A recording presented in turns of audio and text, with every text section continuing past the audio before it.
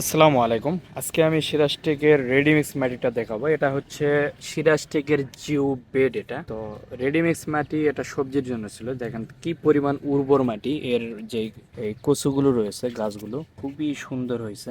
আশা করা যায় প্রচুর কচুর মুখী এখান থেকে আমরা পাবো এগুলো থেকে। তো এই মাটিটা হচ্ছে সবজির মাটি। আমি যদি অনেক নরম, এই যে মাটিগুলো খুবই নরম। আপনারা করেন কি, গাছ যখন ছাদে লাগান, টপে বা যেখানে লাগান না কেন, অনেক শক্ত মাটি ব্যবহার করেন বা এঁটেল মাটি ব্যবহার করেন। বেলে দোআঁশ মাটিগুলো ব্যবহার করতে চান না বা অনেকে পান না, তো যার কারণে ব্যবহার করেন না। তো তখন হয় কি, আপনার যে কোনো জিনিস লাগালে সেটা শক্ত হয়ে যায়, শিকড়ের গ্রোথ ভালো হয় না, তো যার কারণে কিন্তু গাছও ভালো হয় না। তো এখানে আমরা যতগুলো গাছ লাগাইছি, ইনশাল্লাহ সবগুলো গাছে অনেক সুন্দর হয়েছে গ্রোথ। আপনার প্রয়োজনীয় ছাদ বাগানের পণ্য অথবা নদী ও পুকুরের পাড় ভাঙন রোধে geo textile geo bag order করতে আমাদের ওয়েবসাইট ভিজিট করুন।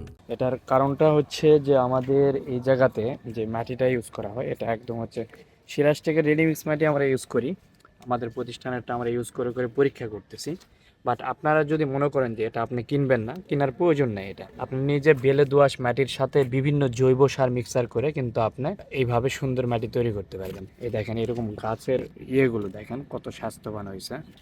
তার সাথে আপনি যদি খরচ কমাইতে চান আরো, এই যে দেখবেন এরকম ড্রাম আপনারা নেবেন। এই ড্রামগুলোতে আপনারা হচ্ছে কিচেন ওয়েস্ট যেগুলো থাকে এগুলো কিন্তু ভিতরে দিয়ে আপনারা হচ্ছে জৈব খাবার তৈরি করতে পারবেন গাছের জন্য। তো এইভাবে কম খরচে সুন্দর সুন্দর গাছ আপনারা হচ্ছে তৈরি করতে পারবেন বিভিন্ন ধরনের বেডে। আমরা কিন্তু মাটি খুবই কম দেয়, দেখেন এখানে মাত্র 3 ইঞ্চি মাটির ভিতরে রয়েছে।